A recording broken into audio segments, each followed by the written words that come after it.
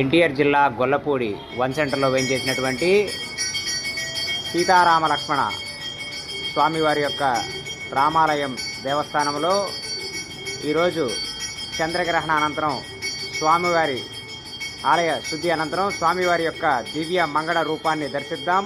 ఆ స్వామి అనుగ్రహం ఎల్లవేళలా మన ఎడల ఉండాలని, స్వామి కరుణా కటాక్షాలు కలగాలని ఆ స్వామిని మనస్ఫూర్తిగా కోరుకుంటూ